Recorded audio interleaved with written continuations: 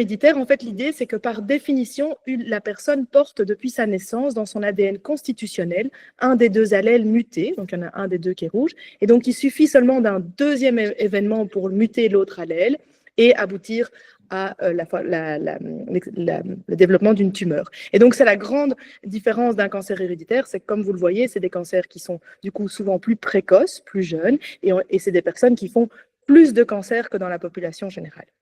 La suivante.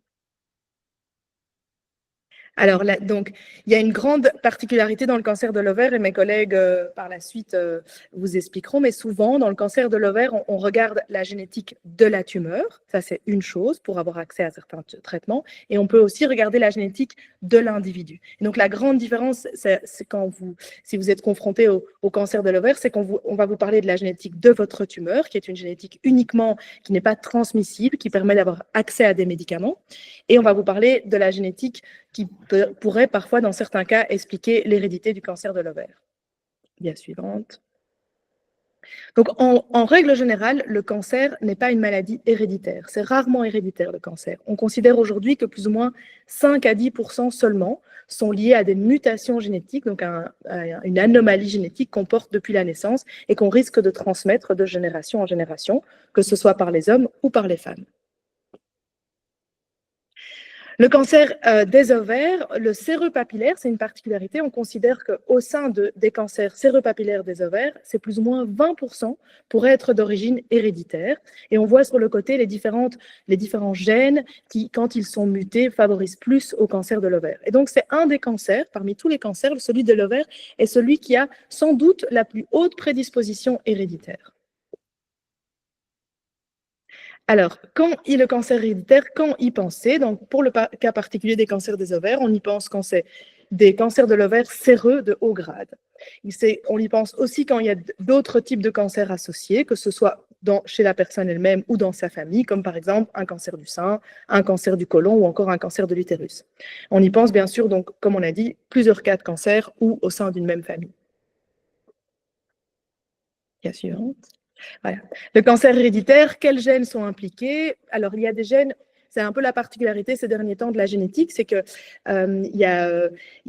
on a longtemps cherché les gènes à prédisposition héréditaire majeure, c'est-à-dire quand on porte une anomalie génétique sur ces gènes-là, le risque de cancer de l'ovaire est très important. Mais on a mis en évidence aussi ces dernières années, comme on a été plus loin en génétique, des gènes à prédisposition intermédiaire. C'est des gènes qui, quand ils sont mutés, va donner un risque de cancer de l'ovaire, mais moindre. Et on a même des gènes où le risque est carrément plus léger, mais comme le cancer de l'ovaire, et vous allez le voir dans les présentations prochaines, est compliqué à dépister, et c'est un cancer qui est souvent associé à un mauvais pronostic, eh bien, c'est vrai qu'on fait des choses, même quand le risque est léger, on peut aussi proposer un dépistage adapté au risque. La suivante. Alors, si on parle du cancer typiquement BRCA1, BRCA2, comme le nom de l'association est ce qui vous amène probablement ici, on sait que le risque de cancer de l'ovaire est plus élevé. Il est même très élevé, puisque avec le BRCA1, il peut toucher 40 jusqu'à parfois 60% de risque, comme vous voyez sur le dessin. Et avec le BRCA2, on est plutôt dans 15 à 25% de risque de cancer de l'ovaire quand on porte une mutation sur un de ces gènes-là. La suivante. Donc, comme vous voyez ici, la différence avec le risque dans la population générale est vraiment plus importante, que ce soit pour le risque de cancer du sein ou pour le risque de cancer des ovaires. Alors, si on parle des gènes à prédisposition intermédiaire, donc c'est où le risque est plus modéré, vous voyez ici, dans la ligne verticale, il y a le pourcentage de risque qui peut atteindre 10%. Dans la ligne horizontale, vous avez l'âge. Et donc, on voit ici que, par exemple, pour des gènes comme PALB2, BRIP1, RAD51, quand ces gènes-là sont mutés, eh bien, on sait que le risque associé de faire un cancer de l'ovaire est moindre. Il peut atteindre 5 à 10%, ce qui reste quand même 5 à 10 fois plus que dans la population générale, mais c'est aussi des apparitions plus tardives, c'est moins précoce qu'avec le BRCA, et il y a un risque beaucoup moindre associé au cancer du sein. Alors, enfin, un tout petit mot sur le syndrome de Lynch. Le syndrome de Lynch, c'est un syndrome au niveau duquel on parle surtout du risque de cancer du côlon et du risque du cancer de l'utérus, mais aussi un risque léger au niveau des ovaires. Et donc, on fait aussi des recommandations pour les ovaires quand ces gènes-là sont mutés. Donc, c'est un syndrome avec 4 gènes différents. Et quand ils sont mutés, on fait des recommandations, mais qui sont tout à fait différentes. On le verra un peu plus loin. La suivante. Voilà. Et donc, comme on a dit, avec le syndrome de Lynch, c'est souvent un autre sous-type de cancer. C'est rarement du haut grade, c'est souvent du plus bas grade. Le risque est dépendant du gène impliqué, mais on ne va pas rentrer dans les détails. Et on discutera bien sûr des recommandations au cas par cas, en fonction de l'histoire familiale et en fonction du gène impliqué. Il faut bien noter que dans le syndrome de Lynch, il n'y a pas d'association avec le risque de cancer du sein. Donc voilà, ça c'est pour vous montrer qu'en fonction des gènes impliqués, les risques peuvent être différents. Dia suivante. Alors, le cancer héréditaire, pourquoi le rechercher? Quel est son intérêt? Vous verrez aussi dans les présentations suivantes qu'il y a un intérêt thérapeutique pour le patient grâce à l'innovation de traitements nouveaux comme les PARP inhibiteurs. Mes collègues vous en parleront un peu plus tard. Et puis, il y a évidemment un intérêt préventif pour la famille. Et donc, l'idée, en fait, c'est de sortir du dépistage de masse, comme on fait pour tout le monde, et aller vers un dépistage adapté au risque, un dépistage individualisé. Alors, quelles sont les recommandations pour le cancer héréditaire des ovaires? Mais évidemment, on sait qu'il n'y a pas de dépistage qui est recommandé efficace et pour le cancer des ovaires. Pour voir les ovaires, il n'y a pas d'imagerie vraiment efficace. On peut en voir une partie avec l'échographie endovaginale, mais ça reste pas assez sensible pour faire du dépistage. Et donc, la recommandation avec les gènes BRCA1 et BRCA2, tu peux remettre la dia d'avant, c'est d'enlever les ovaires avant 40 ans avec le BRCA1 et avant 45 ans avec le BRCA2. Avec les autres gènes, c'est plutôt autour de 50 ans ou à la ménopause parce que le risque est moindre. La suivante. Non, voilà. Donc, le risque de cancer de l'ovaire, quand on enlève les ovaires, il diminue de 80 à 90%. On diminue très franchement la mortalité liée au risque de cancer des ovaires. Et on peut, si on enlève les ovaires précocement, donner une hormonothérapie de substitution. C'est-à-dire qu'on enlève les ovaires pour enlever l'organe, parce que c'est l'organe qui risque de se cancériser, mais on peut remplacer sa fonction en donnant des hormones jusqu'à plus ou moins l'âge de la ménopause. On ne le fait pas quand il y a un antécédent de cancer du sein, et ça reste pas la même chose qu'une femme non ménopausée remplacée par des hormones. C'est pas tout à fait la même chose. Et donc, il y a eu, on a remarqué qu'il y a un impact négatif sur la qualité de vie des patients d'être ménopausés précocement. Les femmes pensent toujours, oui, mais moi, à partir de 40 ans, par exemple, j'ai ma famille qui est complétée, je ne vais plus faire d'enfants. Mais enlever les ovaires, ce n'est pas seulement un impact au niveau de la fertilité, mais c'est un réel impact au niveau de la qualité de vie liée à la ménopause. Et donc, on a essayé, ça fait des années qu'on se pose la question de pouvoir peut-être différer cette recommandation, surtout pour les patientes avec des mutations du gène BRCA1 pour lequel il y a des recommandations d'enlever les ovaires avant 40 ans, ça les rend en ménopause précoce. Eh bien, on a essayé de voir s'il n'y avait pas moyen de faire quelque chose. Et on a remarqué que le cancer des ovaires lié aux mutations BRCA et aux autres PAL-B2, etc., ce serait surtout un cancer qui part des trompes. Et donc, il y a eu beaucoup d'études qui ont montré en fait qu'enlever simplement les trompes et pas les ovaires, ce qui empêcherait la patiente d'être ménopausée, pourrait être assez sécurisé. Et donc, il y a aujourd'hui une étude, dia suivante,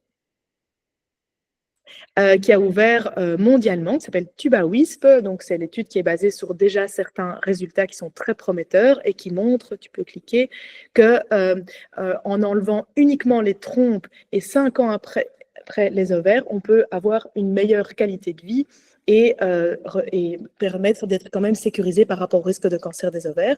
Et donc, cette étude propose pour les BRCA1 d'enlever les trompes avant 40 ans et les ovaires avant 45 ans. Donc, on a gagné 5 ans sans ménopause. Même chose pour BRCA2, d'enlever les trompes avant 45 ans et les ovaires jusqu'à 50. Et comme ça pour les autres gènes également. Donc, vous voyez, c'est une étude où on peut, voilà, on peut choisir de faire la recommandation classique ou de faire cette chirurgie en 2 temps. Le point négatif, évidemment, c'est que c'est du coup 2 chirurgies, puisqu'on enlève les trompes dans un premier temps, les ovaires dans un second temps, mais on a un vrai gain de risque par rapport au risque de ménopause précoce. Et donc ça, c'est une étude, si tu reviens à la date suivante, qui a ouvert mondialement et qui a ouvert en Belgique au niveau de 2 centres, un en Flandre et un en Wallonie. Et donc un petit mot, c'est que vous verrez, tu peux revenir à la dernière dia. Donc maintenant, comme a dit Anaïs en début de webinaire, c'est vrai qu'on essaye de sensibiliser le plus possible les patients et les professionnels de la santé par rapport au risque héréditaire de cancer, parce qu'il y a vraiment moyen, aujourd'hui, on a accès à du dépistage pertinent et qui réduit sincèrement le risque de mortalité et de morbidité liée au cancer. Et donc maintenant, il y a une semaine de sensibilisation qui se fait entre le mois du cancer des ovaires et le mois du cancer du sein, fin septembre. Et donc, cette semaine a vraiment pour but de sensibiliser le grand public et les médecins à cette hérédité dans le cancer et aux choses qu'on peut faire, évidemment.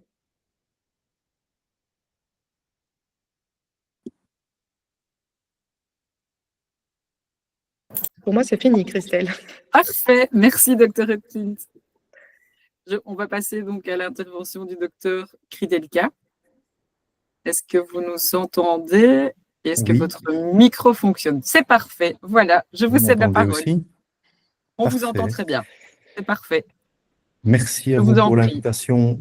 Voilà, il y a des choses qui vont se répéter, mais j'essaierai de les dire peut-être un peu différemment, et puis finalement, peut-être qu'on les intégrera mieux.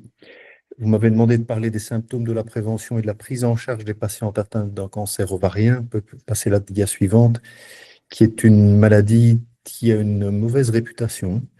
On considère généralement que sa prise en charge est complexe et que le pronostic est réservé. Si vous regardez sur le schéma qui est sur le bas de la diapositive, on voit en effet que les évolutions défavorables au cours des années des patientes porteuses d'un cancer utérin, ces évolutions défavorables ont fortement diminué. Idem pour les patientes porteuses d'un cancer du sein.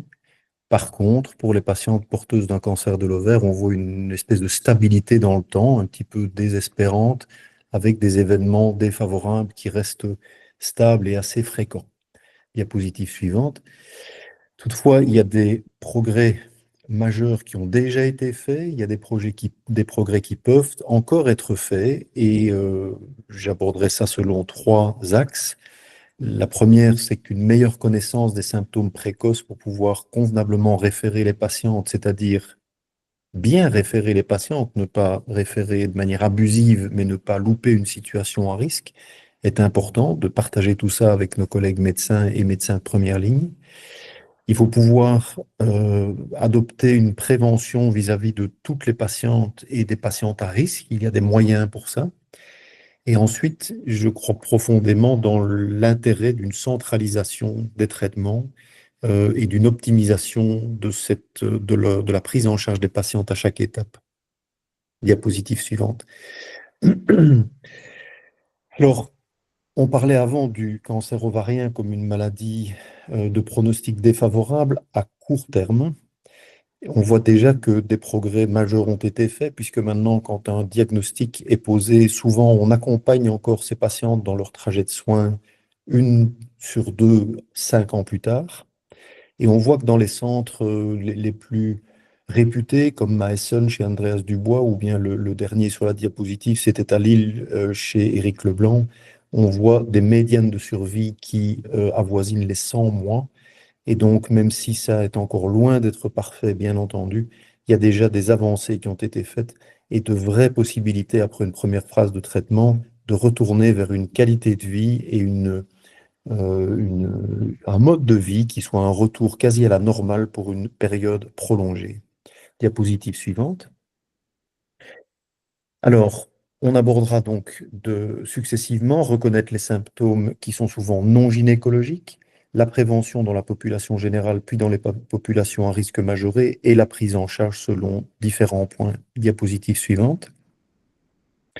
Concernant le fait de reconnaître les symptômes, ça commence probablement en consultation de gynécologie, mais pas que, en consultation générale aussi, par une anamnèse qui se concentre sur des antécédents familiaux, comme ça a déjà été dit par le docteur Hopkins, des antécédents de néoplasie mammaire, de néoplasie ovarienne, colique ou utérine. Il faut pour cela se concentrer sur leur fréquence dans la famille et l'âge auquel ces pathologies se sont développées, bien entendu, plus elles sont fréquentes et plus l'âge était jeune au moment de l'installation de la maladie, plus la famille semble à risque et donc la patiente. Ensuite, pour les signes et symptômes, je disais qu'ils étaient souvent non gynécologiques, ils sont plutôt généraux ou digestifs. Ce sont des patientes qui se plaignent d'inappétence, parfois de douleurs collicatives au niveau digestif, d'une distension abdominale, de faux besoins, l'impression de devoir aller à selle, de se présenter à la toilette et puis que rien ne se passe vraiment alors qu'une pression reste persistante. Et bien sûr, ces événements pris isolément survenant une fois ne sont pas inquiétants, mais s'ils ont un caractère persistant et en croissance, alors je pense que ça vaut la peine de référer les patientes pour un examen complémentaire. Diapositive suivante. On passe maintenant au principe de la prévention. La prévention dans la population générale, on dit bien souvent qu'elle n'est pas possible. Et en effet, une prévention secondaire, c'est-à-dire un diagnostic le plus précocement possible, a été testée dans une étude d'une taille énorme, puisque ce sont 200 000 femmes anglaises qui avaient participé à cette étude, du Casetox, où ils avaient observé 100 000 femmes sans intervention, et un autre groupe qui s'appelait le groupe multimodal. Ces patientes bénéficiaient d'un dosage de CA125 annuel. Si ce dosage montrait une courbe en ascension, alors les patientes avaient une échographie vaginale et un examen clinique.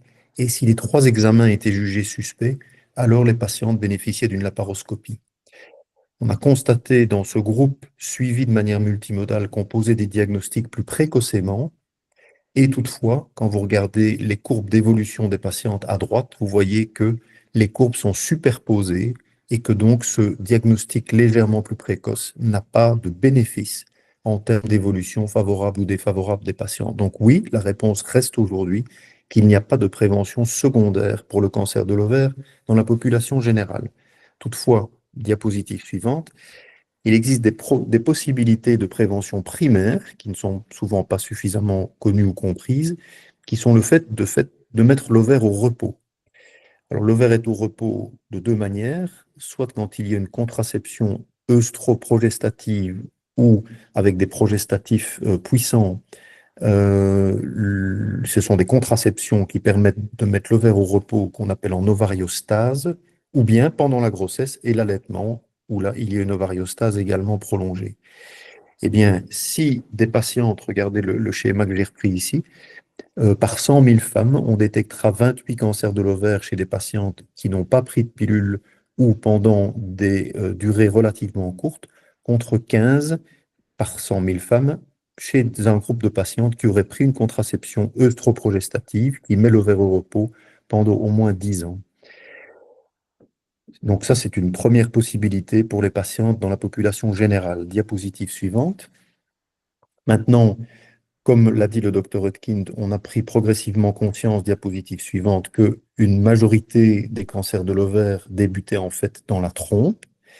Et donc, l'idée est petit à petit venue, diapositive suivante, de proposer aux patientes tout venant, si elles subissent une intervention pelvienne après avoir complété leur fertilité et qu'elles seraient possiblement en demande d'une ligature tubaire, par exemple, de retirer les trompes, de faire de ce qu'on appelle une salpingectomie opportuniste, ou bien si on opère une patiente pour une pathologie, par exemple, utérine bénigne après l'âge de la ménopause, de toujours retirer les trompes et les ovaires de manière à éliminer l'organe qui est à la source de ce cancer non détectable par d'autres examens comme l'échographie ou le dosage du CA125. Ça, c'est donc pour la population générale. Chirurgie pelvienne après l'âge où on a complété son désir de fertilité, salpingectomie. Chirurgie pelvienne après l'âge de la ménopause, possiblement ovarectomie et salpingectomie bilatérale. Diapositive suivante. Par contre, on sait, comme ça a été dit, que parmi les patientes porteuses de mutations délétères BRCA1 ou BRCA2, le risque de développer le cancer du sein d'une part, mais ce qui nous occupe ce soir, cancer de l'ovaire, est majoré. Et donc, c'est multiplié, puisque le risque dans la population générale, c'est 2%. Donc, il faut réaliser que pour une patiente mutée BRCA2, ça passe à 18%, donc c'est fois 9. Et pour une patiente porteuse d'une mutation BRCA1, ça passe à 44%, c'est donc fois 22. Donc, l'impact de cette mutation est majeur. L'impact, il commence vraiment à s'infléchir et les risques s'infléchissent à 40 ans pour les patientes mutées BRCA1 et plutôt entre 45 et 50 ans pour les patientes mutées BRCA2. Donc, on a recommandé la réalisation d'annexectomie trompe et ovaire prophylactique à l'âge de 40 ans pour les patientes mutées BRCA1 et à l'âge de 45 ans pour les patientes mutées BRCA2, avec une réduction du risque, diapositive suivante, qui est tout à fait prouvée puisqu'on va réduire le risque d'incidence et de mortalité de ces cancers par à peu près 90%, 90 à 95%. On considère que le tissu péritonéal de la fossette ovarique reste malgré tout encore un peu à risque et que ce n'est pas parfait comme réduction de risque. Diapositive suivante. Mais comme l'a dit le docteur Hutkind, on sait depuis plusieurs années maintenant que la majorité des cancers séreux de haut grade trouvent leur origine au niveau de la trompe, et on a donc tenté de réduire déjà partiellement le risque des patientes porteuses de mutations BRCA1 ou 2 par une salpingectomie première, lorsque la patiente ne souhaite plus conserver sa fertilité, et une ovariectomie différée. Et donc, ces salpingectomies premières, elles peuvent avoir lieu beaucoup plus tôt, puisque comme dans les études TUBA-WISP, enfin TUBA et WISP-1, et puis TUBA-WISP-2 qui est quasi clôturé, ou dans d'autres études, SOLOROC, etc., on a constaté qu'en retirant les trompes seules, bien entendu, on n'a pas d'effet hormonal, alors qu'on réduit de moitié le risque des cancers séreux ovariens chez ces patients. Donc, on a déjà une première réduction de risque qui est importante. Diapositive suivante.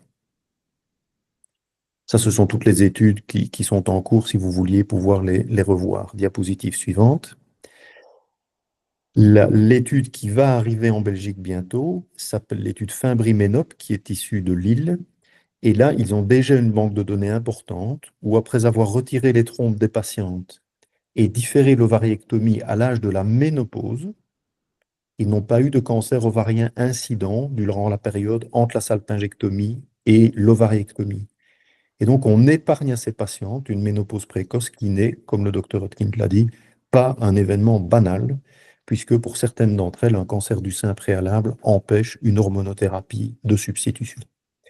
Donc, cette diapositive, si elle résume un peu ce que je viens de dire, on peut passer rapidement dessus, c'est que la contraception œstroprogestative, c'est ou bien les grossesses, mais on ne peut pas contraindre les patients à faire des grossesses pour se protéger, mais la contraception œstroprogestative pour obtenir une ovariostase, c'est une vraie protection pour toutes les patientes. La salpingectomie opportuniste est une protection également pour la population générale quand il n'y a plus de désir de fertilité. Et la salpingectomie première suivie d'ovariectomie différée peut être entreprise pour les patients mutés BRCA1 ou 2, et l'annexectomie bilatérale à 40 ans BRCA1 et à 45 ans pour les patients de BRCA2 peut être un autre moyen de prévenir de manière très efficace cette pathologie difficile à gérer par la suite. Diapositive suivante. Une autre avancée, c'est la mise au point des masses ovariennes complexes. C'est un événement beaucoup plus fréquent. La patiente va chez le gynécologue et on lui trouve un kyste de l'ovaire. Et ce kyste de l'ovaire ne paraît pas parfaitement banal. Alors, il y a deux réactions possibles. Et chez les patientes mutées, on va immédiatement crier au loup, bien entendu, et il va y avoir une situation de panique qui va s'instaurer. Et dans la population générale, en général, c'est très stressant aussi. Eh bien, il faut ne pas surréagir. Il ne faut non plus pas sous-réagir. Et si on veut réagir adéquatement, il faut parfois définir correctement l'équipe chirurgicale qui est autour de la table pour pouvoir réagir correctement en cours d'opération, si on découvre une pathologie anormale. Et en cela, il y a eu des progrès. Diapositive suivante. Le score que l'on utilise tous est le score IOTA-ADNEX qui a été mis au point à la KUL. Et ça, c'est un score qui, chez des patientes avec une masse ovarienne complexe, se base sur 6 critères échographiques, plus l'âge de la patiente, plus son taux de CA125, plus le type de centre dans lequel elle se trouve, et permet d'évaluer, c'est la partie extrême droite de la diapositive en bas, le risque que cette lésion soit néoplasique. Et si on décide de faire une chirurgie chez ces patientes avec un haut risque de néoplasie, alors on conseille d'avoir une équipe formée du gynécologue référent, mais également d'un gynécologue expert, avoir une demande d'examen extemporané et pouvoir, sur base de l'examen, réagir en cours d'opération pour d'éventuels gestes chirurgicaux complémentaires à la recherche de facteurs pronostiques. Diapositive suivante. Donc, en gros, lorsque les patientes, on passe maintenant à la partie de la prise en charge, lorsque un diagnostic de cancer ovarien est posé, comme vous le savez, dans la majorité des cas, il est posé à un stade avancé. Le diagnostic, souvent cliniquement, est assez suggéré et il va être suivi d'un plan de soins. Ici, j'ai repris des abréviations. Le S, c'est pour surgery, chirurgie, CT pour chemotherapy, RNA pour return to normal activity, PFS, progression-free survival, et TFST, time to first subsequent therapy. Alors, vous voyez qu'ici, tout l'enjeu est d'avoir une phase première qui soit aussi efficace que possible, aussi ciblée que possible, et puis d'amener la patiente dans un retour à une vie normale qui soit le plus prolongé possible, avec une vie normale et une qualité de vie aussi bonne que possible. Parfois, dans le suivi, la biologie suggère une rechute, c'est pour ça que j'ai indiqué le CA125, alors que la patiente ne ressent encore rien, ce n'est pas le moment de réintervenir, et donc ce que la patiente ressentira comme une seconde phase de traitement, c'est la first subsequent therapy, et donc le vrai délai de qualité de vie pour elle est entre la fin de sa première phase de traitement et le début d'une éventuelle seconde phase de traitement. Diapositive suivante. Donc notre obsession, c'est de leur garantir cette TFST la plus longue possible, et la seconde obsession, et ça, il en sera question, diapositive suivante, en dernier exposé, c'est avec une qualité de vie où tout doit être mis en place pour que cette qualité soit optimale. Diapositive suivante. Alors diapositive suivante, comment est-ce que, vous pouvez mettre la diapositive suivante déjà, voilà. Comment est-ce qu'on arrive à cette phase précoce de traitement, la première phase de traitement la plus optimale? Il y a deux traitements qui ne sont rien sans l'autre, la chirurgie de réduction tumorale et les traitements médicamenteux de type chimiothérapie et traitements adjuvants ciblés. L'un n'est rien sans l'autre. On sait que l'impact de la chirurgie est majeur, que c'est un moment absolument socle, clé pour ces patientes-là. Difficile à vivre car la chirurgie est lourde, mais essentielle dans l'établissement de leur pronostic. Et donc on voit sur la diapositive de gauche que moins on laisse d'implants tumoraux présents en fin de chirurgie, et l'idée est d'arriver à 0 implant macroscopiquement visible, meilleur le pronostic des patientes sera. Et entre pas d'implants et même quelques implants inférieurs au centimètre, la différence de pronostic et d'évolution naturelle de la maladie est absolument majeure. Diapositive suivante. Il a été montré au KCE qu'en Belgique, il y a 105 centres par an qui font des chirurgies dédiées au cancer de l'ovaire et que probablement seulement 5 centres en font plus de 20 à 30 par an. Ce sont des centres, la plupart du temps, académiques, et ce sont des études faites à l'étranger, mais vous voyez que dans les teaching hospitals ou les non-teaching hospitals, le pronostic des patientes est différent. Donc, oui, je crois profondément, et je sais qu'on partage cet avis avec Mathieu et avec Jean-François, que la centralisation de la chirurgie de cytoréduction est importante. C'est pas une manière d'aspirer des patientes, c'est une manière de leur offrir en équipe avec les chirurgiens des hôpitaux référents ou les gynécologues des hôpitaux référents une prise en charge conjointe. Diapositive suivante. Alors, tout ça s'est fait beaucoup à l'initiative de la Société européenne de gynécologie oncologique, qui reprend toute une série de critères de qualité à travers lesquels je ne vais pas passer de manière détaillée maintenant, diapositive suivante. Mais par contre, ça oblige les centres qui espèrent être centralisateurs. Ce n'est pas juste programmer une chirurgie et bien la faire. C'est dès qu'il y a un coup de fil pour un cas incident, on s'oblige dans notre unité à voir les patientes dans les 48 à 72 heures parce qu'on sait que l'anxiété est là et que les symptômes sont là. C'est un diagnostic multimodal avec des révisions d'imagerie extérieure et de nouvelles imageries locales. C'est une décision multidisciplinaire avec tous les collègues de toutes les disciplines pour définir le trajet de soins. C'est bien souvent une préhabilitation particulièrement centrée sur leur nutrition, car les patientes sont souvent dénutries au moment du diagnostic. Pour une grande partie d'entre elles, c'est une évaluation gériatrique pour voir ce à quoi elles sont capables de faire face. C'est une équipe chirurgicale rodée, souvent en binôme. C'est avoir des registres de complications et de remise en question de notre activité dès que cela doit être le cas. C'est des programmes de réhabilitation post-chirurgicale accélérés et c'est des accès aux médicaments novateurs. Ça, c'est tout ce dont Mathieu et Jean-François parleront après, avec des études de phase 1, de phase 2 et de phase 3 pour avoir accès aux médicaments de demain. Et c'est grâce à ces précédentes études que les fameux inhibiteurs de PARP et les anti-angiogènes, peut-être dans une moindre mesure, ont pris leur place. Diapositive suivante. Je termine juste, docteur Hideka, il vous reste 2 petites minutes. Eh bien, j'aurais fini. Parfait. Et donc, ces médicaments dont je parlais étaient les anti-angiogènes qui inhibent la production de vaisseaux locaux autour de la tumeur pour qu'elle s'auto-nourrisse, ou les inhibiteurs de PARP qui utilisent une caractéristique des cellules possédant une mutation BRCA, à savoir leur incapacité à réparer du DNA, et qui approfondit cette incapacité avec les cellules qui finalement apoptosent, c'est-à-dire qui s'auto-éliminent. Diapositive suivante. C'est grâce à ces médicaments qu'on a eu des courbes de survie dans des études ou de progression sans récidive du type de celle-ci, c'est-à-dire des diminutions de 67% du risque de rechute à 5 ans. Donc, ce sont des médicaments qui ont véritablement changé l'évolution de la maladie. Diapositive suivante. Alors, je termine par cette diapositive-ci parce que dans le cadre de la qualité de vie, on en parlera tout à l'heure, mais je trouve, et c'est quelque chose qu'on essaye de beaucoup enseigner à nos assistants, qu'il y a aussi une qualité relationnelle avec le médecin qui impacte beaucoup l'anxiété de la patiente à travers son trajet de soins. Et je trouve que ça commence par le choix des mots et le choix d'attitude en consultation. On s'oblige à ne pas parler de cancer, diapositive suivante, mais de lésion tumorale. On essaye d'éviter le mot métastase, diapositive suivante, à la faveur d'implants secondaires. On essaye de ne pas focaliser la patiente sur ses marqueurs tumoraux, le CA125 en particulier, diapositive suivante, mais on en fait un indicateur parmi d'autres. On ne parle jamais de maladie incurable, diapositive suivante, mais on parle plutôt d'une maladie qui a la tendance à la chronicité, ce qui est le cas.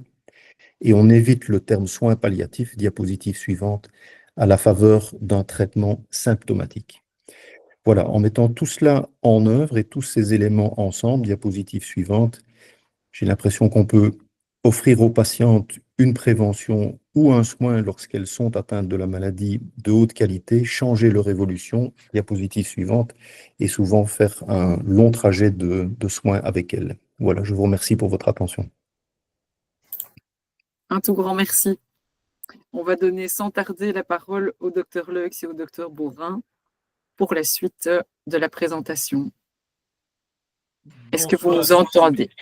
Voilà, bonsoir et merci pour l'invitation. Je suis oncologue médical et j'ai le plaisir de travailler en équipe avec, entre autres, le professeur Leux. Et on a aussi la chance de pouvoir tous les deux consacrer quasiment toute notre énergie au traitement et à la recherche en gynéco-oncologie. Alors, on vit une époque formidable parce qu'on a enfin, comme vous l'avez vu, récolté les résultats des premiers essais cliniques de recherche dans le domaine. Et on vit une période assez fantastique avec le développement de nombreuses médications, dont entre autres les inhibiteurs PARP, mais pas que. Alors on a aussi la chance, nous tous les deux, à Saint-Luc, parce que depuis la semaine passée, nous avons pu intégrer notre nouveau bâtiment, l'Institut Roi Albert II, qui est vraiment conçu et dédié pour la prise en charge des patients atteints d'un cancer. Alors on m'a posé la question, c'est la diapositive suivante, pourquoi participer à la recherche, à un essai clinique? Clairement, c'est grâce à la participation des patients qu'on fait avancer. Les nouvelles stratégies thérapeutiques sont découvertes et des nouveaux médicaments sont développés. Et ça commence souvent par l'analyse des tumeurs de la patiente et donc par le fait que certains patients acceptent ou patients de confier une partie de leur tumeur qui, au lieu d'être stockés dans les laboratoires d'anatomopathologie, vont aller dans des laboratoires de recherche, essayer de comprendre pourquoi certains patients ont un bénéfice et d'autres n'en ont pas. C'était entre autres le but de la thèse de Mathieu Leux sur le cancer de l'ovaire. Participer directement à un essai clinique pour une patiente, ça permet dans les études de phase 1 de rechercher la dose qui n'est pas toxique et qui commence à donner des premiers signaux d'efficacité.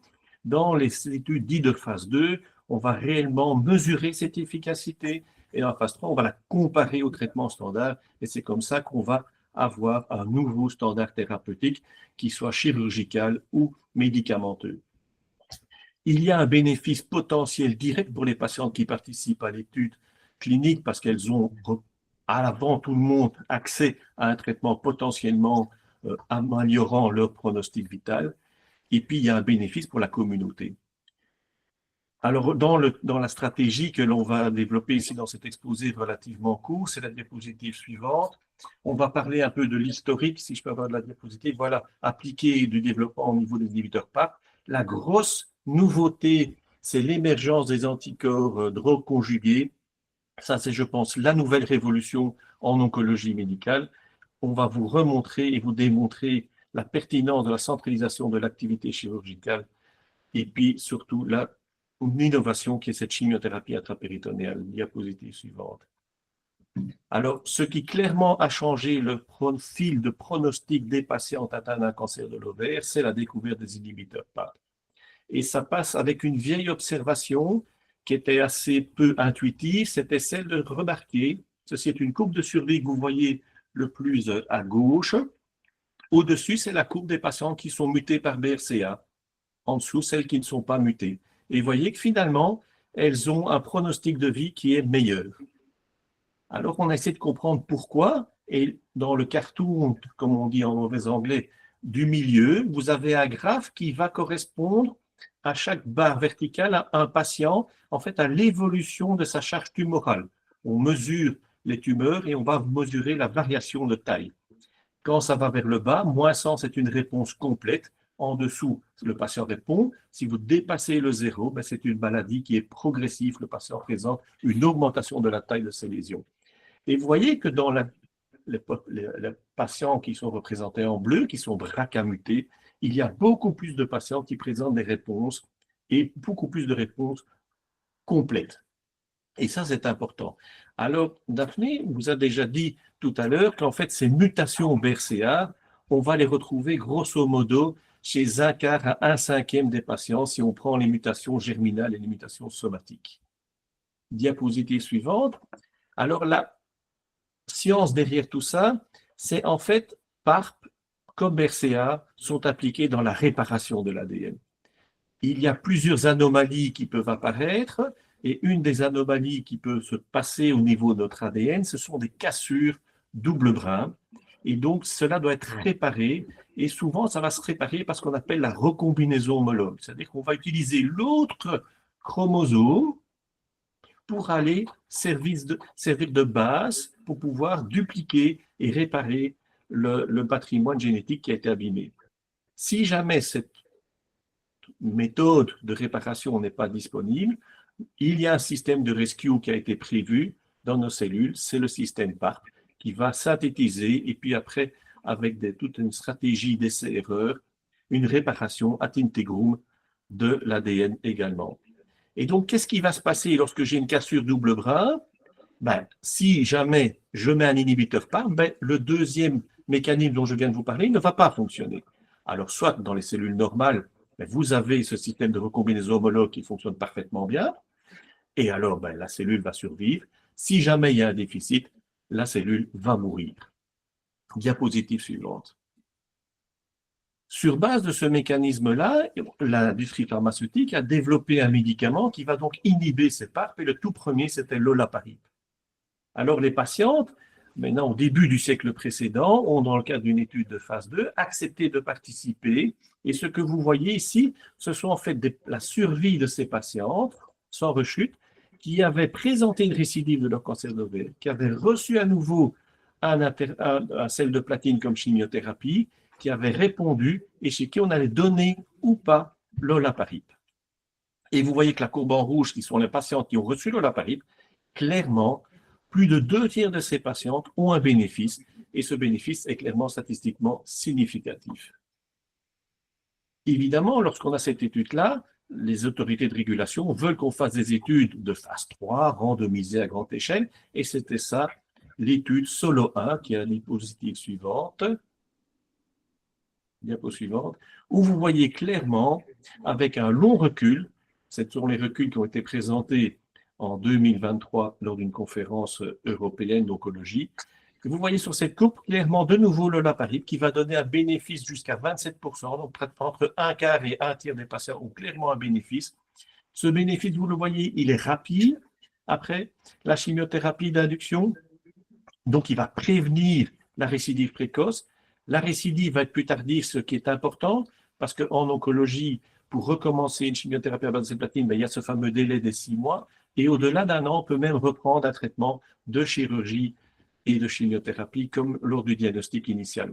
Et vous voyez surtout que ce bénéfice, il est maintenu avec le temps. Ça, ce n'était que pour des patients qui étaient BRCA mutés, et sur la diapositive suivante, vous voyez une médication concurrente, qui est le niraparib, où ça a été également testé chez tous les patients de cela, les BRCA mutés, ceux qui étaient BRCA non mutés, qu'ils aient une déficience dans la réparation de homologues ou pas, et vous voyez que tous les patients, finalement, ont un bénéfice qui est maintenu au fil du temps. Et donc, clairement, vous voyez cette amélioration importante et significative du pronostic de ces patients-là.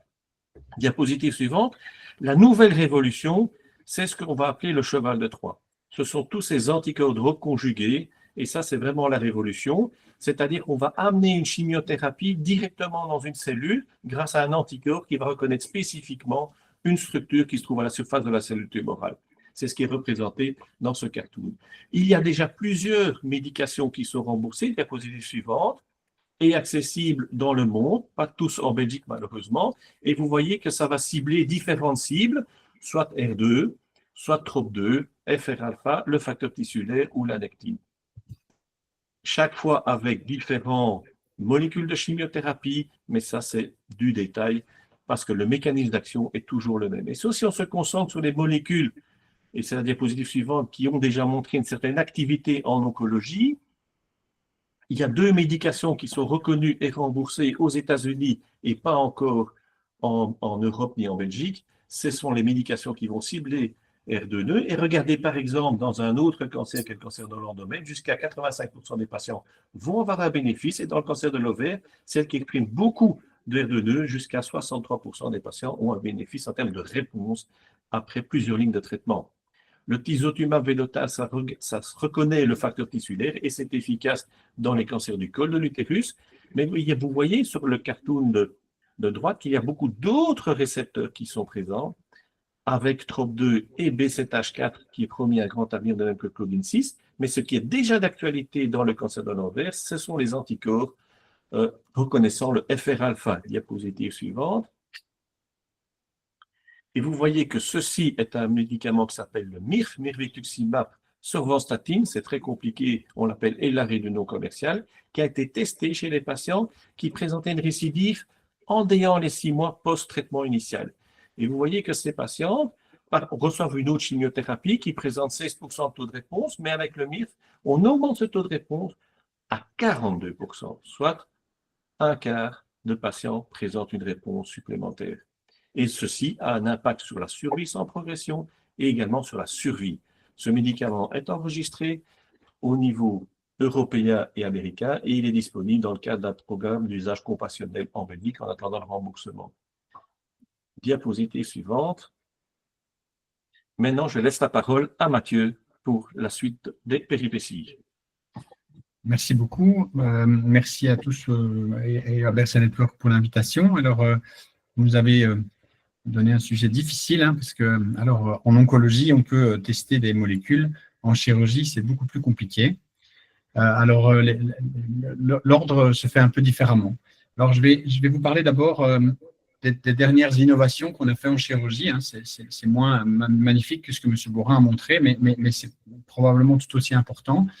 Je vais revenir sur le phénomène de centralisation et comme vous a dit Frédéric, on a commencé par observer ce qu'on faisait. C'est la meilleure manière d'évaluer si on traite bien les gens et le KCE, qui est un organe de contrôle ici en Belgique, a revu les patients opérés de 2014 à 2018 en Belgique et il a pu montrer que dans les centres à petit volume, et tout est encore là la définition du petit volume, les patientes perdaient 2 ans et demi de vie par rapport aux patientes opérées dans un centre à gros volume.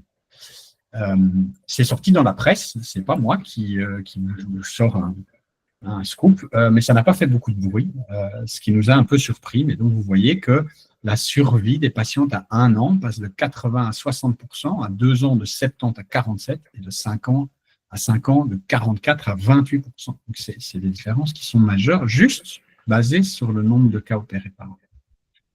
Ça, diapositive suivante, pardon. Ça, c'est ce qu'on a observé. Donc, face à ça, il faut réagir. D'abord, essayer de comprendre pourquoi. Alors, je ne vais pas vous détailler ici, je n'ai pas le temps, toutes les raisons qui ont été évoquées, mais une des premières raisons, eh bien, c'est ce que vous a dit Frédéric, et j'y reviendrai plusieurs fois, c'est le pourcentage de chirurgie complète. Vous avez ici, on est très en retard en Belgique, les pays nordiques ont déjà mis ça en place depuis très longtemps. Ils ont des études qui ont montré que, eh bien, sur 3 types, si vous comparez 3 types d'hôpitaux avec des volumes différents, vous allez avoir des taux de réduction complète qui sont nettement plus faibles dans les centres à petit volume. Diapositive suivante. Un autre élément, et ça c'est très interpellant aussi et intéressant, on voit que eh bien, le fait d'être opéré dans un centre qui participe à la recherche, alors ça c'est la meilleure manière de vous prouver qu'il faut participer à la recherche, eh bien rien que ça augmente de plus d'1 an la survie des patientes sur une vieille étude de l'équipe allemande d'Andreas Dubois, et que pour différentes raisons, que je ne détaillerai pas ici, mais le fait de participer et d'être dans un centre qui participe à la recherche, eh bien, ça augmente la survie de nos patients. Diapositive suivante.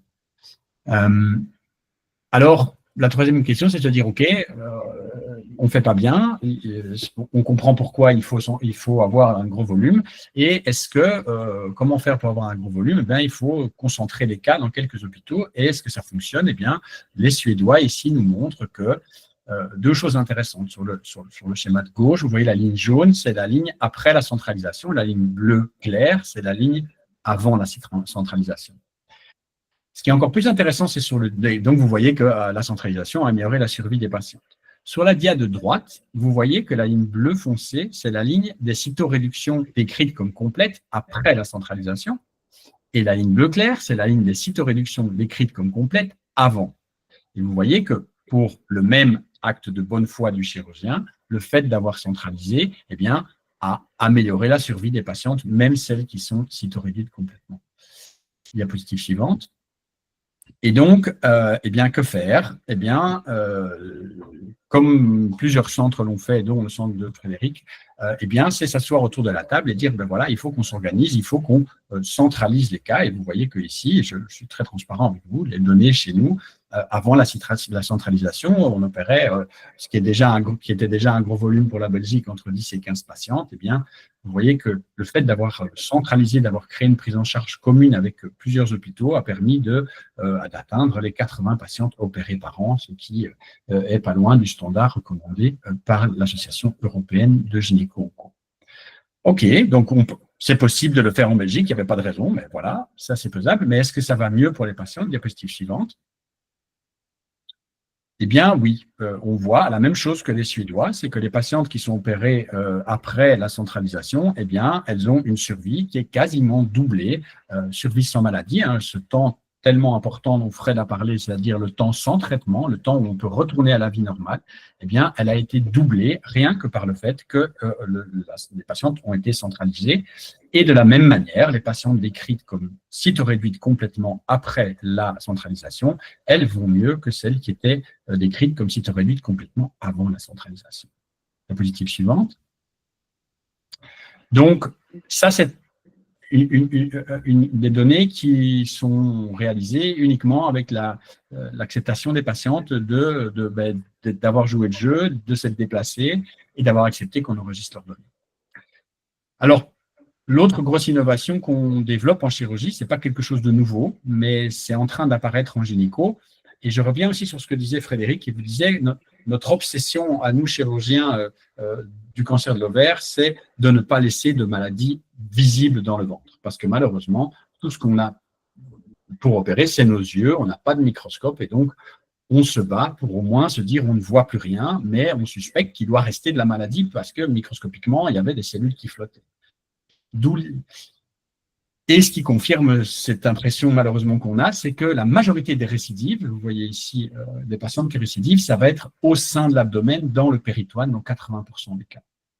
Et donc, l'idée, c'est de se dire, si nous, on a pu enlever tout ce qu'on voit, peut-être qu'on pourrait essayer de trouver une manière de détruire ce qu'on ne voit pas, c'est-à-dire les cellules microscopiques. Diapositive suivante. Et donc, l'idée, c'est de mettre de la chimiothérapie dans le ventre. Ça a été essayé depuis longtemps par beaucoup de chirurgiens dans beaucoup de maladies.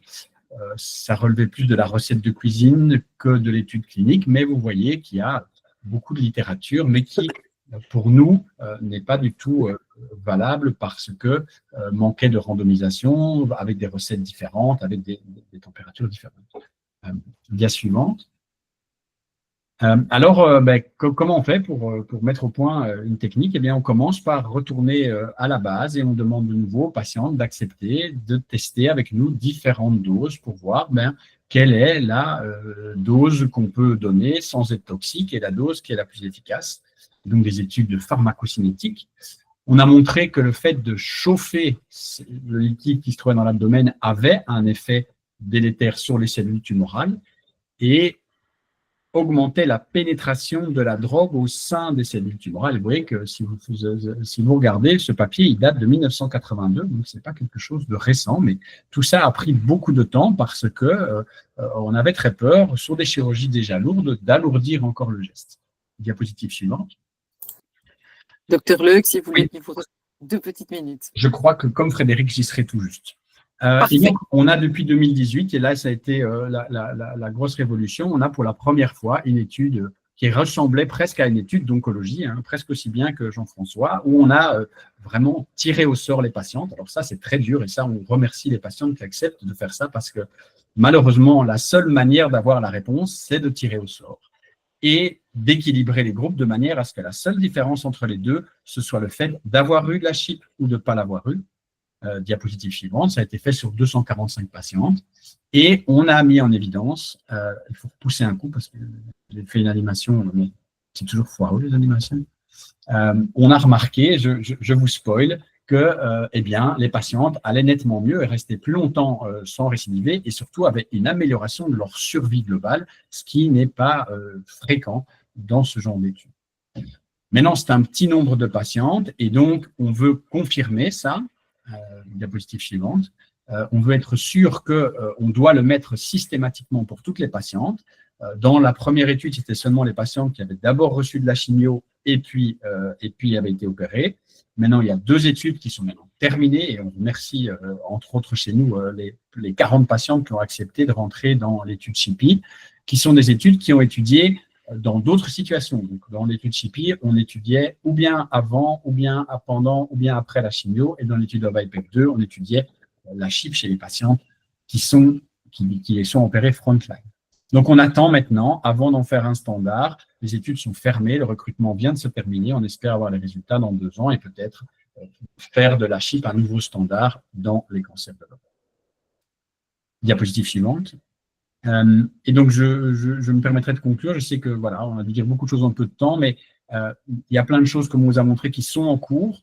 Certains des trucs qui étaient en cours quand moi j'ai commencé sont devenus un standard. Et ça, c'est vraiment très, très gai à voir et de voir des patientes à qui on dit au revoir parce que grâce à l'étude auquel elles ont participé, elles sont guéries parce que oui, ça arrive.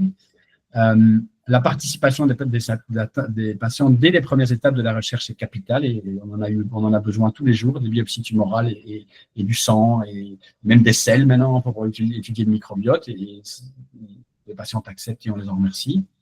Le standard des traitements existe grâce aux patientes qui ont accepté de participer et toute patiente qui participe, elle participe à l'amélioration de la survie de la communauté. Et nous, notre objectif en tant que médecin-chercheur, c'est à chaque patiente son étude. On veut pouvoir offrir à toutes nos patientes d'essayer quelque chose de nouveau pour encore améliorer. Et notre but final, c'est d'arriver à 100% de patientes qui guérissent. Je vous remercie. Diapositive suivante, parce que je vous mets une belle photo de notre nouvel institut, parce qu'on est très content de notre nouvelle maison. Merci beaucoup. Parce qu'il est très beau.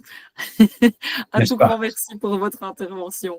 On va passer sans transition à Ingrid de Bjoertje pour la dernière intervention de ce soir.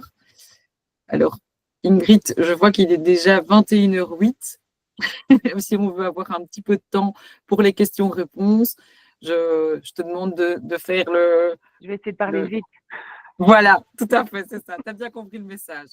Mais ton message a son importance quand même, donc prends le temps qu'il faut. Mais voilà. Oui, non, mais je pense que l'intérêt, merci à vous pour l'invitation aussi. Je pense que l'intérêt aussi de ce genre de rencontre, de discussion, on ne sait pas balayer toutes les informations et toutes les questions, mais c'est aussi ouvrir la discussion. Et donc, n'hésitez pas après à revenir vers moi pour rediscuter par rapport à tout ça. Donc, je présente aujourd'hui toute seule qu'Ingrid Tenissen n'a pas pu se joindre à moi. On peut passer d'office déjà la dia suivante.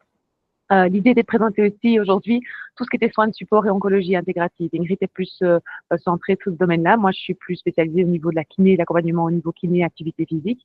Et donc, préciser quoi, c'est que l'oncologie intégrative, c'est tout ce qui est traitement complémentaire aux traitements qui soient des troubles induits par la maladie ou par les traitements eux-mêmes. Mais donc, c'est pas un traitement du cancer.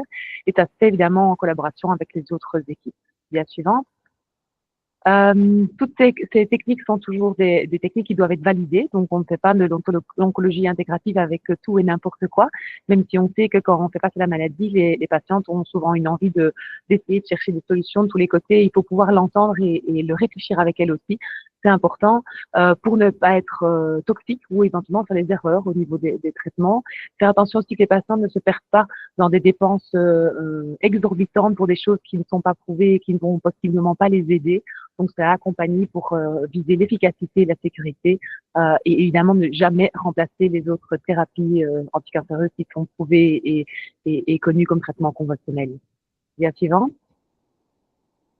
Alors, au niveau juste des piliers de la santé, on va pas tous les refaire aujourd'hui, mais les choses importantes sur lesquelles je vais un peu plus axer ma présentation aujourd'hui, c'est toute l'importance de l'activité physique. Après, bien sûr, il y a l'alimentation, la gestion du stress, du sommeil, tout ce qui est lien social et sens de la vie. Alors, par rapport à ça, on en a parlé dans les premières présentations aussi. Très clairement, le lien par rapport aux médecins, par rapport à la gestion du quotidien, ce qu'on en fait, c'est important. Alors, je sais qu'alors ça fait quand même quelques années que je travaille en onco, quand on parle de taux de survie et de à 5 ans, etc., j'imagine les patients derrière leur écran où on se dit, mais en fait, c'est rien, c'est ridicule. Alors, évidemment, c'est sur des chiffres et il y a des vies qui sont bien plus longues que ça et c'est très bien. Mais c'est aussi la question de soigner la maladie, oui, mais aussi de soutenir la qualité de vie et d'en faire quelque chose de bien sur le long terme. Et donc, par rapport à cette dynamique de lien social, par rapport à la gestion du sommeil et d'autres troubles, je pense que la médecine intégrative et la kiné, quand même, peuvent jouer un rôle important par rapport à ça. Dia suivant. Donc, par rapport à ça, au niveau du cancer de l'ovaire, il y a aussi une problématique importante et le premier exposé, on a parlé aussi par rapport au stress que ça soulève au niveau de cette pathologie, par rapport à la longueur du traitement, l'incertitude et aussi cette question de quelle survie, quel impact, qu'est-ce qu'on va pouvoir me proposer et comment ça va fonctionner chez moi. Donc, il y a quand même quelque chose de très anxiogène chez ces patientes. On l'a nommé dans le premier exposé aussi, une dénutrition chez de nombreuses patientes qui entrent dans la maladie et une sarcopénie, donc une fonte de la masse musculaire qui va être impactante au niveau des traitements. À côté de ça, on va pas pouvoir entrer dans un webinaire aussi court, ça pourrait être un webinaire à part entière sur cette question-là. C'est toute la détérioration de l'image corporelle et de la vie sexuelle. Qui est vraiment impactante. Pour le partager avec de nombreuses patientes, c'est quelque chose qui passe souvent un peu à un second plan et qui pourtant est très très importante au niveau du vécu et du quotidien de nos patients. Donc pour ça, ben oui, il faut faire appel aux équipes multidisciplinaires. Il y a nos équipes centrales médicales et puis on peut autour de ça graviter, trouver des solutions avec nos patientes et donc au niveau des médecins référents, pouvoir référer et s'entourer pour pouvoir accompagner au mieux. Et au plus tôt on prend ce symptôme, au plus tôt ils accompagnent, au plus tôt on pourra, au plus fort on pourra être bénéfique. Bien suivant. Alors, au niveau kiné, ça c'est un peu ma part au niveau kinésithérapie, mais je vais parler aussi de l'activité physique. On a une intervention à tous les niveaux de la maladie. Et ça, par rapport à ça, au niveau du lien social, au niveau de l'accompagnement de la question du sens et de la vie des patients, je pense que les kinés ou thérapeutes physiques et évidemment les autres médecins et paramédicaux autour, un rôle très important à différents niveaux. Bien suivant. La première, la plus importante, et ce n'est pas que dans le cancer de l'ovaire, mais ça a tout son sens ici au niveau de la maladie, c'est la première chose, c'est déjà d'avoir une bonne qualité de vie et une fonction physique suffisante. Et donc là, j'encourage quand même toutes les patientes, comme monsieur et madame tout le monde, comme chaque personne présente aujourd'hui, le niveau d'activité physique, on vous le sort dans tous les sens. Il faut être actif, il faut manger, bouger sainement, etc. Mais c'est vraiment important parce que par rapport à la question de comment on va faire face à la maladie au traitement, le niveau physique qu'on a initialement va jouer. Alors, si on a une porteuse d'une mutation génétique, on va pas pouvoir jouer à ce niveau-là par rapport à ce facteur de prévention d'être actif physiquement. Par contre, de comment on arrive physiquement pour faire face à la maladie au traitement, c'est important. Donc, on doit tous s'y mettre et on doit vraiment essayer d'avoir une démarche soutenante par rapport à nos proches, à nos patients, à nos futurs patients et leurs familles, de se mettre dans une dynamique physique suffisante. Après, par rapport au cancer de l'ovaire, très clairement, il y a la fatigue cancéreuse, c'est bizarre à nommer comme ça, mais la fatigue dont les patientes que nomment et décrivent quand elles font face au cancer, c'est pas la fatigue qu'on va tous subir si on fait une grosse fête. Donc, il y a vraiment quelque chose de très particulier par rapport à la fatigue cancéreuse. Et par rapport à ça, le fait de mettre en place une activité physique suffisante va permettre en fait d'avoir un niveau physique qui va permettre de faire face et de moins sentir l'interférence de cette fatigue sur notre quotidien. Un impact donc sur la qualité de vie globale, sur évidemment les fonctions musculaires, cardiovasculaires, toute la fonction physique de notre gestion au quotidien. Ça va également avoir un impact au niveau de la récidive. Alors, c'est très fort marqué dans certains cancers comme le cancer du sein, mais il y a quand même des preuves qui arrivent aussi au niveau du cancer de l'ovaire. Donc, être actif physiquement peut vraiment impacter la réponse et la survie par rapport au cancer. Ça a un enjeu antidépressif et anxiolytique pour les patientes comme pour tout le monde. Et ça permet aussi une meilleure tolérance à la chimiothérapie. Donc, ça rejoint mon message initial, c'est qu'un niveau physique maintenu chez nos patients va leur permettre de mieux supporter les traitements de chimio et donc parfois des dosages plus complets, d'avoir aussi une capacité à faire face, avoir moins d'étalement des traitements, etc. Et donc, il est de notre devoir de soignants de proposer à nos patients très rapidement une prise en charge physique leur permettant d'avoir un niveau d'activité physique suffisant, quel que soit leur niveau de traitement actuel. Donc, par rapport à ça, quand on parle d'activité physique adaptée, c'est l'idée d'avoir une approche ciblée, référencée et basée sur des connaissances scientifiques pour vraiment pouvoir accompagner le patient au mieux par rapport aux besoins et à l'impact des traitements. Et donc là, le kiné ou autre thérapeute physique qui se forme et qui a une maîtrise de la pathologie va pouvoir accompagner le patient de manière correcte dans ses besoins physiques, mais aussi dans son vécu corporel et tous les impacts qu'il peut avoir par rapport à ces traitements qui vont jouer sur la masse graisseuse, sur le corps et sur beaucoup d'autres problématiques au quotidien. Dia suivante. Alors, au niveau activité physique, cancer de l'ovaire, modalités pratiques, il y a des modalités pratiques qui sont définies pour l'ensemble des cancers. Et ça, c'est vraiment des choses qui évoluent et qui sont très, très fort étudiées et analysées au niveau scientifique. Ce qu'il faut savoir, c'est que quand une patiente entre dans la maladie, c'est intéressant de faire une évaluation initiale par un professionnel de santé qui est formé pour évaluer le niveau physique de la patiente, ce qu'elle est capable de faire ou pas, qui va devoir déjà être corrigé initialement, mais aussi de pouvoir appréhender les effets secondaires que les traitements vont susciter pour pouvoir cibler l'accompagnement physique de nos patientes. Alors, bien sûr, il y a les activités recommandées, classiques, d'essayer de faire le plus régulièrement possible tous les jours, de varier, d'avoir une régularité au niveau de la prise en charge. Mais il y a parfois aussi des prises en charge qui peuvent être plus ciblées par rapport aux besoins et aux traitements de nos patients. Donc, évidemment, dans l'idée de faire une activité physique adaptée, les centres médicaux et universitaires développent ça de plus en plus, c'est d'individualiser les prises en charge, même en groupe, d'individualiser ça pour permettre aux patients de commencer une activité, de pouvoir la continuer parce qu'ils se sentent accompagnés et sécurisés là-dedans, mais aussi leur donner la conscience, voire même le plaisir, et de la prolonger sur le long terme. Et ça, c'est une question d'adéquation de la pratique de l'activité physique par rapport au vécu médical des patients. Dia suivante. Alors, un petit clin d'œil au niveau kiné, ça peut être pour les médecins, les soignants qui sont présents aujourd'hui, mais pour aussi toutes les femmes qui un jour devaient faire face à ces traitements chirurgicaux. Donc, moi, j'ai le plaisir de travailler avec Mathieu à Saint-Luc, mais c'est vraiment, on voit en fait qu'au niveau de la prise en charge, il y a des choses qui peuvent vraiment faciliter le suivi au niveau post-opératoire. Et donc, quand une patiente va être prise en charge en préopératoire, si on a la possibilité de montrer aux patients des techniques de transfert pour sortir de leur lit plus facilement, de se mobiliser de manière confortable, on va avoir une remise en route post-opératoire qui est vraiment différente. Et ça, moi, je l'observe vraiment avec mes patients. On va pouvoir les sensibiliser sur la question des volumes pulmonaires, entre autres, qu'au niveau chirurgical, et en plus, il y a eu un geste au niveau de la coupole diaphragmatique, etc., de permettre une ventilation d'un travail de volume pulmonaire qui est important. Si la patiente en a conscience en amont, c'est vraiment aidant pour après.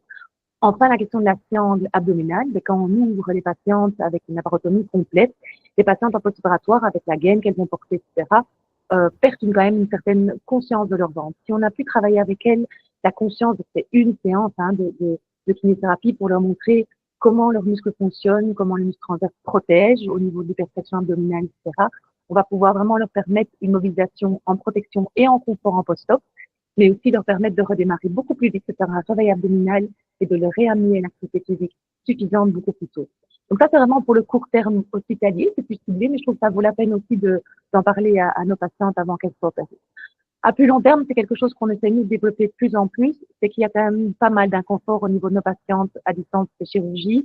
Et clairement, avec toute la problématique de l'ovaire, des risques et de l'évolution de la maladie, ça passe parfois au second plan de la qualité, entre autres au niveau du ventre et de la cicatrice.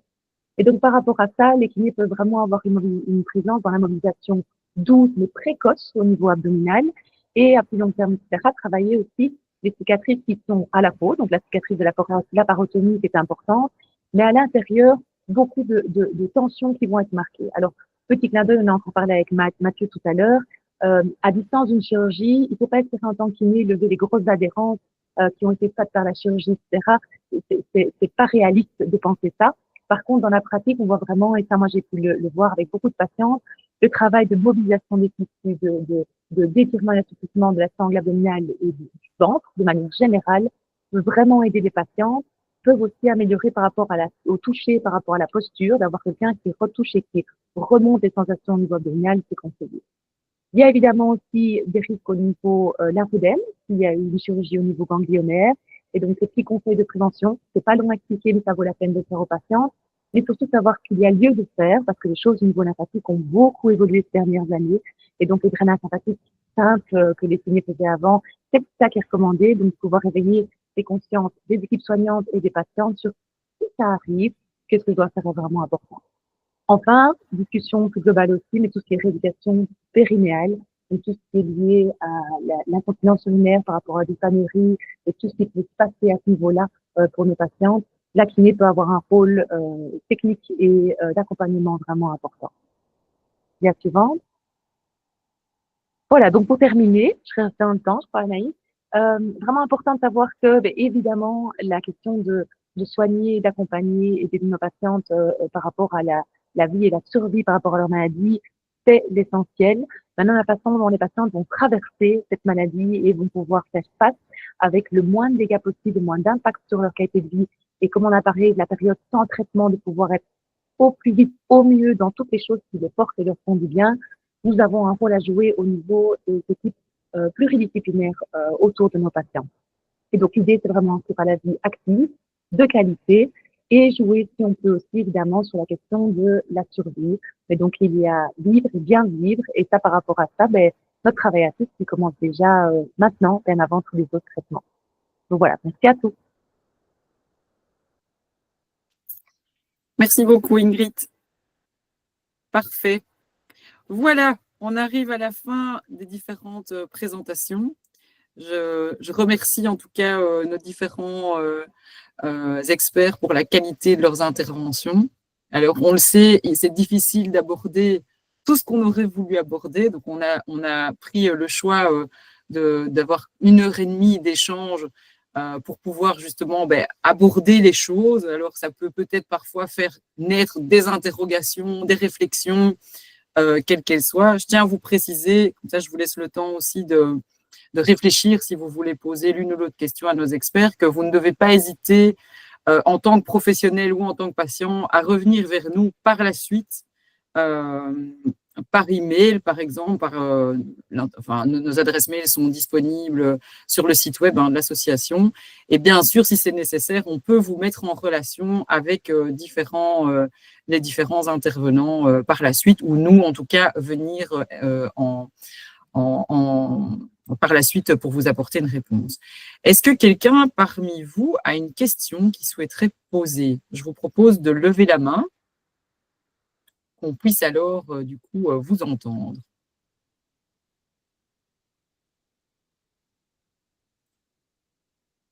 Pas de questions. Nos experts étaient tellement bons qu'ils ont répondu à toutes les questions par leurs différentes présentations. Je vous laisse réfléchir encore une petite minute. On a encore plus de 10 minutes, donc n'hésitez pas s'il y a un sujet en particulier que vous souhaitez aborder. Je peux me lancer si personne n'ose se lancer, forcément. Moi, j'ai évidemment plein de questions qui sont nées, soit que j'avais déjà et que je voudrais poser. Ou forcément. Ah, voilà, Camille, je vous en prie. Oui, bonjour, merci beaucoup pour vos présentations super intéressantes. Voilà, j'ai retenu un message au niveau de la centralisation, par exemple des chirurgies, et je me demandais à quel point c'était faisable de faire plutôt voyager les chirurgiens que les patientes pour éviter justement voilà, des distances pour elles. Est-ce que c'est quelque chose qui se fait et si pas, voilà, qu'est-ce qui serait compliqué, pourquoi ce serait pas fait? Alors, c'est une bonne question et pour être tout à fait honnête, c'est quelque chose, je laisserai parler Fred après pour donner son expérience, mais c'est quelque chose qu'on a envisagé. Ce qu'il faut se rendre compte, c'est que la chirurgie, c'est pas que le chirurgien. Le chirurgien aime bien dire que c'est eux, mais la chirurgie, c'est aussi une équipe d'infirmières de SADDOC, des anesthésistes, des soins intensifs, des radiologues, des intensivistes, des infectiologues, bref, c'est toute une équipe dédiée et toute une équipe qui se spécialise dans la pathologie. Et donc, le choix qui est fait de choisir un hôpital plutôt qu'un autre et donc de, en effet, forcer la patiente à se déplacer est justifié par ça. Et aussi que le chirurgien, s'il doit se déplacer, il aura plus de mal à suivre son post-op. Et donc ça, c'était l'autre. Alors, pour vous faire l'expérience chez nous, ce qui se passe, c'est que le chirurgien du centre vient avec la patiente, donc le gynéco se déplace pour que la chirurgie et uniquement la chirurgie et le post-op soient faits ici, c'est à Saint-Luc, mais que tout le reste du traitement, que ce soit préopératoire ou post-opératoire, soit fait dans le centre le plus proche avec un médecin, le gynéco-oncologue référent du centre qui était présent à la chirurgie pour pouvoir continuer un suivi sans devoir systématiquement retourner dans le centre centralisant. Donc, on essaye dans la mesure du possible. Alors, pour avoir fait ma formation en France, nous, en Belgique, on est dans un tout petit pays où, en fait, les distances ne sont pas si grandes par rapport à ce que doivent faire certaines patientes françaises qui font parfois 100 ou 150 km pour venir faire leur consultation. Donc, voilà. Je comprends que ce soit inconfortable, mais c'est pas juste le chirurgien. C'est ça la chose la plus importante qu'il faut retenir, c'est que c'est surtout l'équipe autant, et c'est ce qu'Ingrid vous disait aussi, je veux dire, c'est les kinés à l'étage qui ont l'habitude de voir 4 cancers de l'ovaire toutes les semaines et qui donc savent exactement quoi faire avec chacun, les infirmières de l'étage. Il y a vraiment une prise en charge de toute une équipe. Okay. Voilà. Merci. Merci beaucoup. Est-ce qu'il y a... Pas grand-chose à ajouter à ce que Mathieu disait. C'est une semaine, donc comme Mathieu, ce que l'on a comme procédure, c'est d'avoir toute la mise au point initiale, éventuellement la laparoscopie initiale faite dans le centre qui va référer ensuite la chimiothérapie néoadjuvante faite dans le centre initial, etc. Donc la patiente est chez elle avec ses thérapeutes dans son centre initial pour la très grande majorité de son traitement. Et c'est uniquement pour la chirurgie qu'elle vient chez nous. C'est donc en gros une semaine de passage chez nous, une grosse semaine de passage chez nous. Et si on les fait à l'extérieur, je trouve que le point que Mathieu a mis en avant qui est le plus important, c'est la difficulté à assumer le post-op. Repérer les situations de complications chez ces patientes-là, ça demande aussi de l'expérience et il faut être dans ces murs pour faire ça. J'ai presque l'impression que c'est délétère de se déplacer en fait. Et donc c'est pas du tout une envie de ne pas aider les patients à rester près de chez eux, mais ça nécessite tellement de compétences multiples autour du patient qu'on ne sait pas tout déplacer. Oui, et moi j'ajouterais peut-être juste, parce que je trouve que c'est une réaction hyper intéressante et c'est peut-être un point d'achoppement parfois entre l'équipe médicale et les patients. Et donc on profite de ce moment assez particulier d'échange entre les patients et nous, mais c'est vraiment important pour être un centre de référence. Mathieu l'a bien montré dans son exposé, il y a vraiment une importance de nombre et d'expertise, et voilà, que ce soit l'équipe, le chirurgien. Et donc, il faut aussi peut-être parfois changer la mentalité des patients et se dire, voilà, c'est des maladies, pas oublier que c'est des maladies rares. Le cancer de l'ovaire fait partie des maladies rares. Et donc, on ne peut pas soigner les maladies rares partout. C'est comme on ne peut pas connaître presque rien sur presque tout. Donc, on doit vraiment, je pense, c'est vraiment un changement de mentalité. Et en Belgique, on est très frileux à ça, surtout les patients, à essayer de créer du volume et donc de l'expertise. Et donc, oui, à l'idée de vouloir tout faire près de chez soi, je pense que on fait le mieux pour les patients. Et comme dit Frédéric, on essaye que vraiment tout ce qui peut être fait près de chez soi soit près de chez soi. Mais il y a des choses des expertises où le volume fait l'importance. C'est pour tout, c'est comme pour tout. On cuisine mieux quand on fait souvent. On opère mieux quand on le fait souvent. Donc, je sais pas, il y a plein d'exemples. Je n'ai pas. Et donc, je pense que vraiment la question est importante et c'est parfois une pierre d'achoppement entre les médecins et surtout en Belgique où on a vraiment tendance à chouchouter les patients et c'est très bien, mais il y a aussi une prise de conscience de la part des patients. Il faut comprendre que c'est vraiment quelque chose d'important et donc parfois se déplacer un peu. Et en Belgique, on est vraiment un petit pays. C'est pour un mieux. C'est pas pour vous embêter. C'est vraiment surtout pour un mieux pour le patient. Si je peux juste rajouter, c'est vrai que moi qui suis d'origine québécoise, la notion de kilomètres à parcourir est assez différente. Et donc, c'est quelque chose que j'ai toujours eu beaucoup de mal à comprendre, pourquoi le Belge est si frileux à faire 50 km, alors que nous, souvent le dimanche, on faisait facilement au moins 100-150 km pour aller voir ses amis. Mais c'est très important ce qui vient d'être dit. Et cette discussion et cette expertise chirurgicale est également importante aussi lors de la récidive de la maladie. Et ça, c'est vrai que l'expertise qui peut être à ce moment-là partagée avec les centres qui ont pris en charge les patients pour leur chimiothérapie, parce que la chimiothérapie, ça, je ne vais pas vous dire, moi, que ça va être très différent d'un endroit à l'autre, parce que ça, c'est assez facile pour l'instant à gérer, mais quand la maladie revient, savoir est-ce qu'il vaut mieux opérer, refaire un traitement, et puis l'accès à certaines thérapies innovantes, et puis la gestion de ces thérapies innovantes qui ont une toxicité souvent très différente de ce qu'on a l'habitude, et la gestion de ces toxicités-là, au début, nécessite quand même une certaine expertise pour le bien du patient et surtout pour maintenir une certaine dose d'efficacité. Et donc, c'est vraiment ces discussions, même aux récidives pluridisciplinaires, avec les centres qui ont pris en charge, que nous, on a, et qu'à Liège aussi abordait certainement, où on va rediscuter des dossiers en présence des gynéco-oncologues et des oncologues qui ne sont pas de notre centre, mais qui sont un peu affiliés. C'est ça le principe de notre réseau INGO. Voilà. Et ça permet ces échanges et de voir où est-ce que le patient sera le mieux pris en charge pour son cancer. Et tu as dit au moment de la récidive, mais même même au niveau du dépistage, ça compte aussi. Les chirurgies de réduction de risque sont mieux faites. Mathieu, tu as montré pour la prise en charge, mais en réduction de risque aussi. Donc voilà, c'est le message peut-être des médecins aux patients ce soir. Mais merci, ça sert à ça aussi. Merci beaucoup pour votre question, en tout cas super intéressante, et merci pour vos réponses.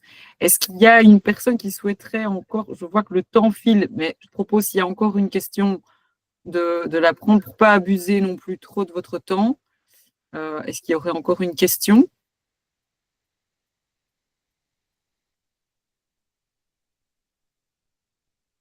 Non. Mais comme je l'ai dit, on reste disponible par la suite par mail. N'hésitez pas à reprendre contact avec nous. Alors, je tiens en tout cas à remercier encore une fois nos différents orateurs de ce soir. Un tout grand merci pour votre présence et la qualité de vos interventions. C'est l'essence de notre travail et de ce qu'on souhaite en tout cas mettre en place. Pour les participants, ben voilà, j'espère que ça vous a apporté en tout cas des informations, quelles qu'elles soient. Alors, ça peut évidemment ça peut faire naître aussi des réflexions et des questions. N'hésitez pas justement à revenir vers nous si c'était le cas pour obtenir plus d'informations. Je vous remercie. Tenez-vous au courant de nos activités en likant nos réseaux ou en tout cas en vous rendant sur notre site internet et on vous donne rendez-vous tout bientôt. Bonne soirée à tous. Bonne soirée. Merci. Merci à tous. Bonne soirée. Merci, au revoir. Merci à vous.